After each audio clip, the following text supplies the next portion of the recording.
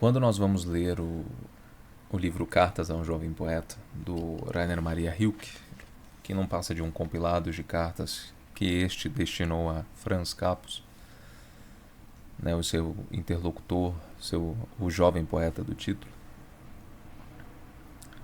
a que mais chama a atenção no primeiro momento, por ser a mais clara com relação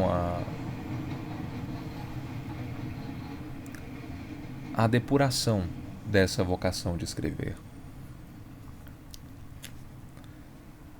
Rainer Maria Rilke começa falando, né? Ele é muito cordial, ele fala muito bem nas cartas. Parecia ser uma pessoa muito gentil, assim, naturalmente, muito polida.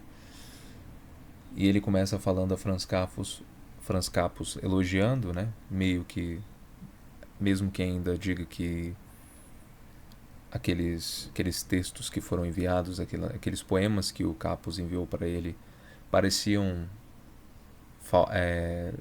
ter falta de algo, né? Faltava algo nesses escritos. Ele elogia dois deles, um intitulado Minha Alma e o outro A Leoparde, né? Mas ele reitera que, apesar de haver uma voz ali insinuando-se na penumbra, o Capus ainda não tinha encontrado a sua voz literária, a sua voz enquanto poeta. E ele atenta para isso, né? E ele como que explica por que isso acontece. E ele fala sobre essa questão que é tão comum, né, ao criador, ao artista de maneira geral, que é essa expectativa da recompensa, essa expectativa do aplauso, essa expectativa da aceitação de fora. Porque o Capus ele fica enviando, né, para não só para o Maria Rilke, mas para revistas e coisas assim, né, para pessoas que vão julgar os seus escritos, para editoras, na expectativa de publicá-los. E sempre que ele recebe algo negativo, ele, como é de se esperar, né, ele ficava chateado e tal, decepcionado. E o Rainer ele vai falar que isso daí já denota um problema, já indica um problema. Por quê? Porque ele está esperando que a arte dele encontre seu valor fora de si mesmo, além de si mesmo, na validação dos outros. E qual é o problema disso? Uma das dicas importantes que ele vai dar é que, uma vez que você se atente ao seu cotidiano, uma vez que você pare, pense, reflita e encontre, né, nas riquezas das coisas mais corriqueiras meios de se expressar, meios de expressar essas riquezas, uma vez que você encontre sinceridade nesse ato, não vai haver necessidade de validação, porque por ter concretizado uma visão, uma inspiração que você teve, você sabe que aquilo tem valor, porque você trouxe para a realidade aquele primeiro estalo que te fez pensar em arte, te fez pensar naquela obra de arte. Então, quando você consegue adequar a sua expressão àquela inspiração, já basta, porque você sabe que trouxe para o mundo aquela poesia que você captou nas coisas.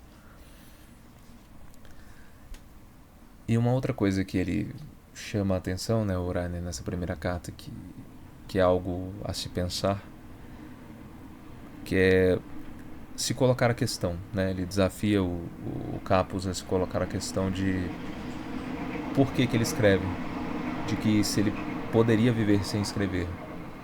E ele fala mais pro fim da carta que basta a consciência de que você poderia viver sem escrever, e isso tiraria o direito de você fazê-lo. Ou seja, a escrita deveria surgir de uma necessidade e não de um desejo. Deveria ser algo muito pessoal. Eu, no meu primeiro livro, eu anotei uma frase, um aforismo, em que eu digo assim que o artista é uma necessidade invencível. Porque muitas vezes a gente observa de fora, principalmente antes da gente de fato encontrar essa vocação, que é a admiração pelo artista, pelo prestígio, né? Por serem pessoas tidas como inteligentes, criativas, diferentes, se destacarem da multidão. E isso chama atenção. Fora o dinheiro, a fama, né? Mas isso chama atenção e nos atrai. Mas quando a gente se aproxima e a gente vai observar as vidas daquelas pessoas que produziram as melhores obras de arte, as obras mais profundas e significativas, geralmente essas pessoas sofreram muito.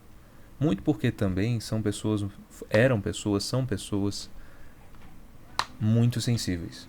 Justamente por isso que elas captam esses detalhes que escapam aos outros. E da mesma maneira que eles captam coisas que aos outros não são acessíveis, eles também sofrem, padecem muitas vezes de sofrimento, e os outros não padecem. Se eu ouço muito bem, qualquer barulho estridente me machuca. Se eu sinto muito bem, no sentido de sentir muito profundamente, quaisquer decepções machucam muito. Então essa é a sina do artista, da pessoa dotada de uma sensibilidade muito apurada. E o que acontece? São pessoas mais capacitadas para se impressionarem, para sofrerem impressões do mundo e assim ficarem marcadas e expressarem essas marcas. Então, o que o Rilke propõe é essa visão de que você deve primeiramente se colocar essa questão. Para quem almeja ser um artista, ser um escritor, ser um poeta, de por que você faz. E a razão deve ser sempre uma razão que brota de si mesma, brota de você mesmo. Uma razão que não seja externa à arte. Você faz aquilo porque você quer fazer, porque você precisa fazer, porque a arte é boa em si mesmo, porque o ato de criar se justifica a si mesmo. E não porque nós queremos o prestígio, queremos a fama. Porque assim nós acabaremos sendo como um Nicholas Sparks da vida, como essa Colin Rover, que são autores que encontraram uma fórmula que vende, ganham muito dinheiro com isso, e muito bom para eles, que sejam felizes. Mas em geral não conseguem chegar não conseguem chegar no âmago das questões com as quais eles lidam. Sempre ficam naquela superfície, é aquela coisa mais... Mesmo quando os temas são sérios, os desdobramentos deles são insuficientemente sérios. Então fica tudo naquilo, meio somente na espuma do mar. E então, para um artista, de fato, para um poeta sério como Rilke, a ideia era de que você só deveria escrever em resposta a uma vocação verdadeira. E dá até pra gente começar a pensar, né, retirar disso, abstrair disso uma certa teoria estética do Rilke, porque ele vai falar que basta que você saiba que expressou essa impressão para você saber que sua arte tem valor, independente do que digam, independente se você vai ser publicado ou não, independente se você terá muitos leitores, poucos ou nenhum.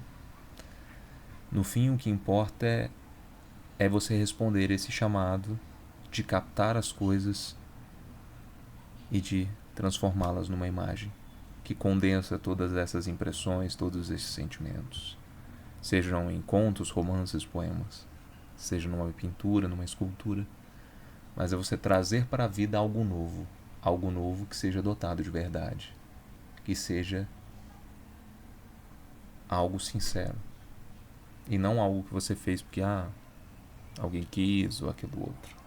Isso, Maria Rilke. A gente pode sempre levar a discussão para um lado mais amplo e observar perspectivas diferentes, né?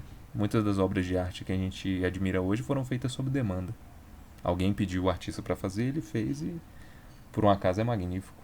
Às vezes não brotou de algo do interior dele, ou talvez artistas assim tão habilidosos tenham chegado ao ponto de que mesmo aquilo que lhe é imposto Eles são capazes de trazer algo novo, só para responder uma demanda, só para vender livros, só para construir uma obra que seria tida como qualquer, né?